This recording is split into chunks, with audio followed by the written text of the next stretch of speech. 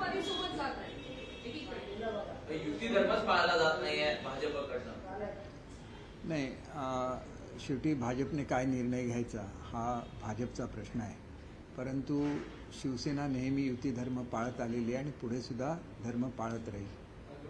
मुळातच आज जी टीका होते काँग्रेसला बरोबर घेतल्याबद्दल भाजपवर, याच्यापूर्वी उबाठाने सुद्धा काँग्रेसला बरोबर घेतलेलं होतं आणि त्यावेळेला हा प्रश्न कोणी विचारलेला नव्हता. त्याच्यामुळे निश्चितपणे युतीचा धर्म पाळण्याच्या बाबत शिवसेना ही नेहमी बाळासाहेबांच्या विचाराबरोबर चालत राहील आणि बाळासाहेबांनी सांगितलेलं होतं की मला जर काँग्रेसबरोबर जायला लागेल त्या दिवशी मी माझं पक्षाचं दुकान बंद करेन, म्हणजेच मी माझा पक्ष बंद करेन परंतु काँग्रेसबरोबर जाणार नाही. तर हे विचार बाळासाहेबांचे विचार घेऊन शिवसेना पुढे चाललेली आहे आणि ती बाळासाहेबांच्या विचाराशी ठाम राहील. एकीकडे भ्रष्टाचाराचा आरोप किंवा देशविघातक कारवायांचा आरोप काँग्रेस आणि राष्ट्रवादी या दोघांवर केले जात असताना देखील उद्धव ठाकरे यांना ट्रोल करण्यात आलं. मात्र आता भाजप स्वतः या दोन राजकीय पक्षांसोबत जाताना बघायला मिळते. मला असं वाटतं की उद्धव ठाकरेंच्या पावलावर पाऊल ठेवून भाजप जाताना बघायला मिळतं. मला असं म्हणता येणार नाही, परंतु भाजपने जो निर्णय घेतला त्या संदर्भात जर प्रश्न विचारायचे असतील तर ते आपल्याला भाजपलाच विचारायला लागतील. मला त्या युतीमध्ये आहात, युती धर्मच पाळला जात नाहीये. मग एकीकडे दुसऱ्यांकडे बोट दाखवताना आपल्याकडे जर 3, 4 ते 5 बोट आहेत त्यांचं काय? भाजपचा हा खरा चेहरा एका ठिकाणी एमआयएम बरोबर युती केल्याचा आरोप स्वतः इम्तियाज जलील यांनी केला. एमआयएम सोबत सुद्धा विचारधारेत प्रश्न आहे. सत्तेसाठी एमआयएम सोबत देखील भाजप जाताना बघायला मिळते. दुसरीकडे काँग्रेस एनसीपीवर विरोध करताना भाजप स्वतः त्यांच्याबरोबर जाताना बघायला मिळतंय. मी आपल्याला पूर्वीच उत्तर दिलेलं आहे की आम्ही शिवसेना म्हणून युती धर्माचं पालन 100% करणार आहोत आणि करत आहोत. ही युती का झाली याचं उत्तर भाजप आपल्याला देऊ शकेल. त्यांची आता प्रेस कॉन्फरन्स होती आणि त्याच्यामध्ये निश्चितपणे त्याचं उत्तर दिलं गेलं असेल अशी मी अपेक्षा करतो. मुख्यमंत्री देवेंद्र फडणवीस म्हणतात की चुकीची अक्कलकोटमध्ये एमआयएम आणि भाजपा युती झाली आहे. स्थानिक पातळीवरती जर युती झाली असती तर विचारधारेला छेद देऊन ही युती होते का? निर्णय स्थानिक पातळीवरती घेतला असता तरी पक्षाची भूमिका स्थानिक पातळीवरती पण तीच असते, विचारधारा तीच असते. नाही, हे विचारधारेशी बिलकुल मिळणारं नाही किंवा जुळणारं नाही हे मी निश्चितपणे सांगू शकेन. परंतु या संदर्भात जे प्रश्नाचं उत्तर हे शेवटी BJPलाच द्यायला लागेल, कारण काँग्रेसबरोबर आघाडी केलेली आहे आणि काँग्रेस मुक्त भारत करण्याचं जे एक स्वप्न BJPचं होतं त्याला छेद देणारी ही भूमिका आहे. अजित पवार मुंबईत सोबत नाहीये, महायुतीमध्ये ते सोबत आहेत. अजित पवार कधी जाणवते का मुंबईमध्ये सोबत असते तर अजून थोडंसं प्रचार ताकद मिळाली असते?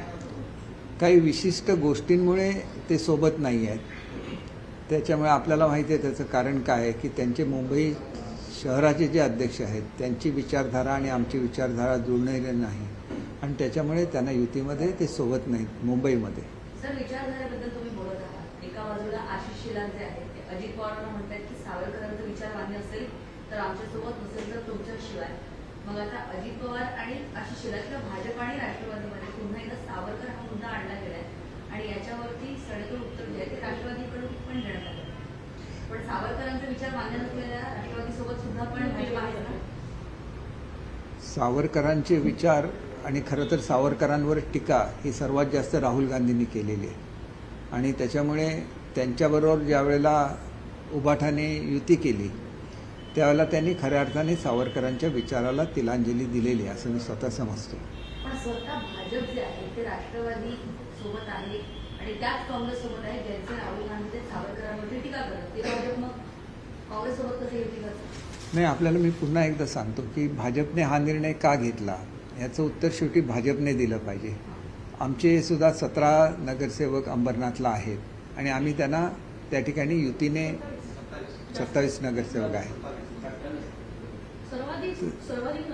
सर्वाधिक नगरसेवक हे शिवसेनेचे आहेत त्या ठिकाणी. तर आम्ही त्यांना सोबत युती करण्याचा प्रस्ताव दिलेला होता.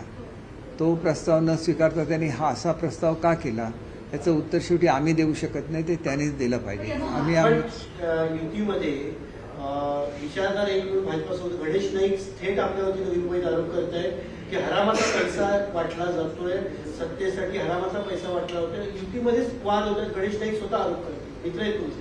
सर, विचारधारेबद्दल तुम्ही बोलत आहात. एका बाजूला आशिष शेलार जे आहेत ते अजित पवारांना म्हणतात की सावरकरांचा विचार मान्य असेल तर आमच्यासोबत नसेल तर तुमच्याशिवाय. मग आता अजित पवार आणि आशिष शेलार किंवा भाजप आणि राष्ट्रवादीकडून पण देण्यात आलं आणि याच्यावरती सडेतोड उत्तर जे आहे ते राष्ट्रवादीकडून पण देण्यात आलं. पण सावरकरांचा विचार मान्य नसलेल्या राष्ट्रवादीसोबत सुद्धा पण भाजप आहे ना? निवडणुकीच्या काळामध्ये असे प्रकार घडत असतात, परंतु महाराष्ट्रामध्ये आमची जी युती आहे ही युती मजबूत आहे. आणि मुंबईमध्ये तर आपण बघितलेलं आहे की आम्ही सर्व ठिकाणी युती म्हणूनच निवडणुका लढवतो. आणि महाराष्ट्राचं आणि संपूर्ण भारताचं लक्ष हे मुंबईतल्या BMCच्या इलेक्शनवरच आहे. आणि त्याच्यामुळे त्या ठिकाणी युती भक्कम आहे आणि आमची खात्री आहे की या युतीची सत्ताच मुंबई महापालिकेवर येईल.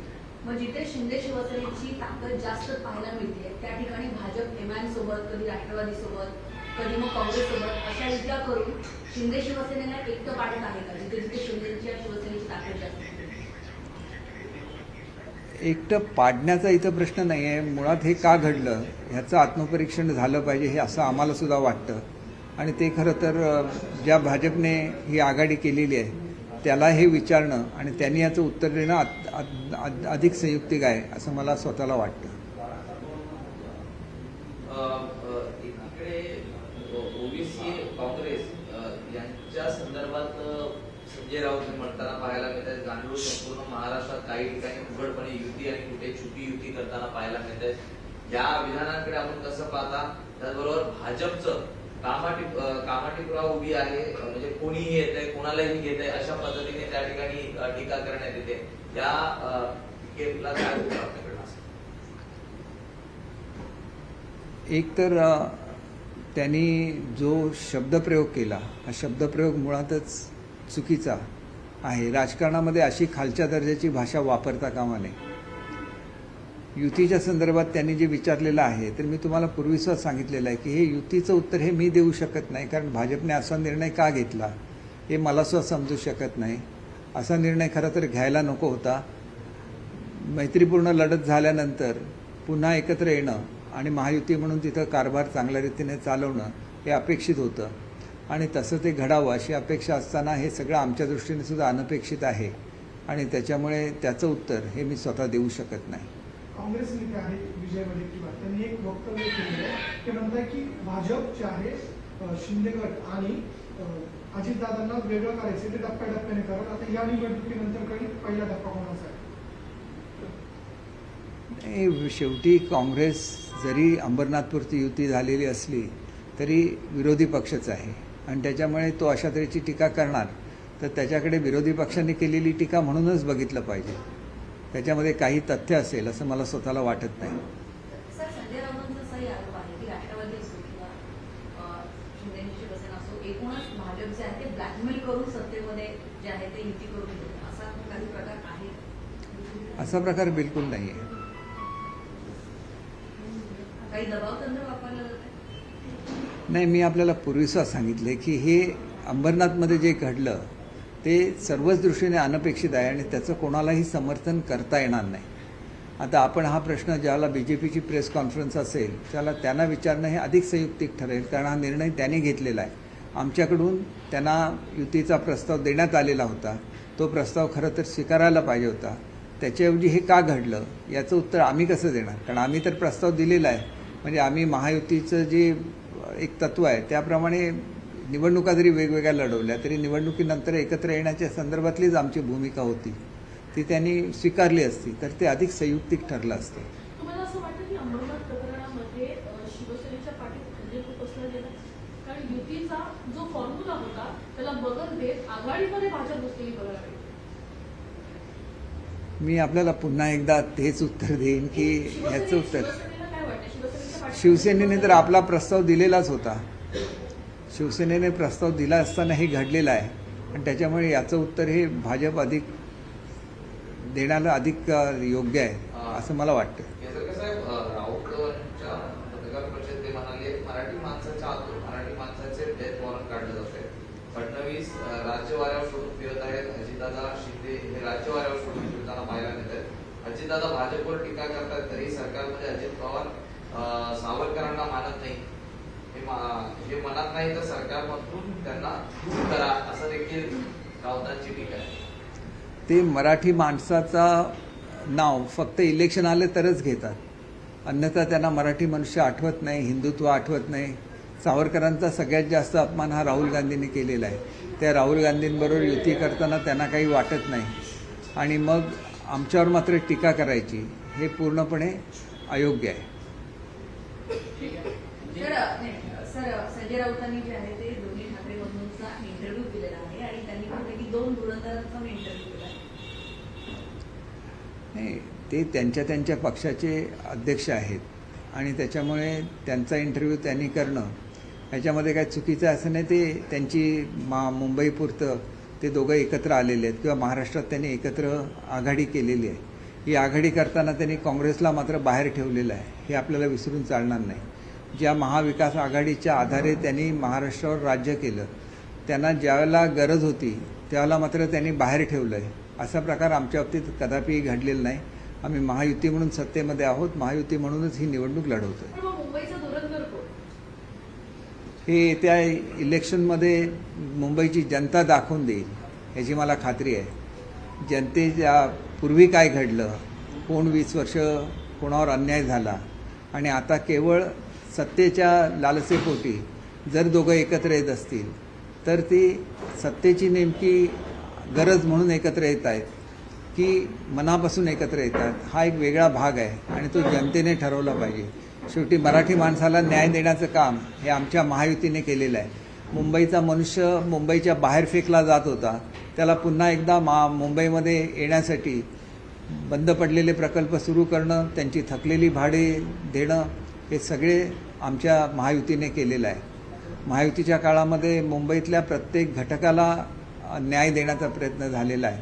तुम्ही ह्या ठिकाणी बघितलं तर पोलिसांची घरं किती वाईट अवस्थेमध्ये होती. आज जाऊन बघा की तिथे किती चांगल्या सोयी या पोलिसांच्या घरामध्ये त्या ठिकाणी झालेल्या आहेत.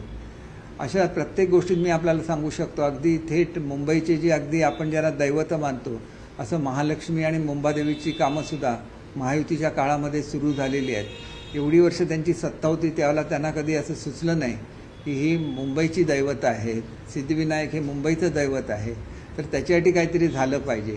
आपण एकीकडे हिंदुत्व म्हणायचं आणि देवदेवतांच्या संदर्भातली ज्या सुविधा निर्माण झाल्या पाहिजेत त्याच्याकडे मात्र दुर्लक्ष करायचं. आजसुद्धा आपण महालक्ष्मीला जाऊन बघितलं तर तिथं चांगल्यापैकी नूतनीकरणाची कामं चालू आहेत, चांगल्या प्रकारे सौंदर्यीकरणाची कामं चालू आहेत आणि हे मुंबईमध्ये घडलं. मुंबईचे रस्ते खड्डेमुक्त झाले, ही वस्तुस्थिती आहे. याच्यापूर्वी त्याच्यावर वेगवेगळी गाणी तयार केली जायची मुंबईच्या खड्ड्यावर, पण आता हे करायची स्थिती राहिलेली नाही आहे आणि येत्या काही दिवसामध्ये मुंबई 100% खड्डेमुक्त होईल, ही वस्तुस्थिती आहे. मुंबई आरोग्यदायी होईल, ही सुद्धा वस्तुस्थिती आहे. आज जागोजागी हिंदू हृदय सम्राट बाळासाहेब ठाकरे दवाखाने उघडण्यात आलेले आहेत आणि त्याची सेवा लाखो लोक आज मुंबईमध्ये घेत आहेत, ही वस्तुस्थिती आणि ही वस्तुस्थिती विसरून चालणार नाही. आज इन्फ्रास्ट्रक्चरमध्ये महाराष्ट्र पहिल्या क्रमांकावर आहे, कारण मुंबईतलं इन्फ्रास्ट्रक्चर महायुतीच्या काळामध्ये अतिशय वेगाने पूर्ण करण्यात आलं, ही वस्तुस्थिती आहे. आणि त्याच्यामुळे विकास, मुंबईतल्या मराठी माणसाला दिलेला न्याय आणि मुंबईमध्ये येत असलेल्या पुढच्या काळातल्या नोकऱ्यांच्या संधी या जर सगळ्या बघितल्या तर महायुतीलाच लोकांनी मतदान केलं पाहिजे, हे उघड आहे. केवळ भावनेच्या भरात लोकांना कुठेतरी फरफटत न्यायचं आणि आपली त्या ठिकाणी सत्ता आणायचा प्रयत्न करायचा, हे अतिशय चुकीचं आहे असं माझं ठाम मत आहे. सर, हिंदी में बताइए कि अमरनाथ में ऐसा क्या हो गया कि सबसे बड़ी पार्टी रहते हुए भी बीजेपी ने आपको दरकिनार करते हुए कांग्रेस के साथ गठबंधन? देखिए, हमने तो प्रस्ताव दिया था, उन्होंने ये जो निर्णय लिया है इसके बारे में वही सही जवाब दे सकते हैं, क्योंकि ये निर्णय उनका है, हमारा नहीं है. लेकिन यूपी में तो थे ना, हर जगह आप गठबंधन में हैं, सबसे बड़ी पार्टी भी अमरनाथ में थे, क्या अनबन भी यूपी कभी घर में वो नहीं पाला गया? नहीं, मैंने आपके प्रस्ताव पे कोई रिप्लाई नहीं, ये प्रस्ताव को उन्होंने रिस्पांस नहीं दिया, यही मेरा कहना है. तो इसके बारे में क्यों नहीं दिया या तो कांग्रेस के साथ क्यों गए, इसका जवाब तो बीजेपी को ही देना है.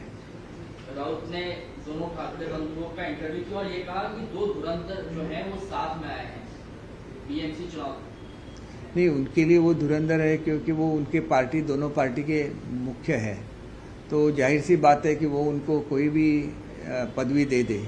ये तो राउत जी के मन की बात है और वो ऐसा कर सकते हैं. तो आप कह रहे हैं कि वो उद्धव ठाकरे और राज ठाकरे सिर्फ राउत के मन में धुरंधर है, बाकी महाराष्ट्र का धुरंधर? महाराष्ट्र में देखिए, महाराष्ट्र में किसको क्या देना है, इसका फैसला तो जनता ही करेगी।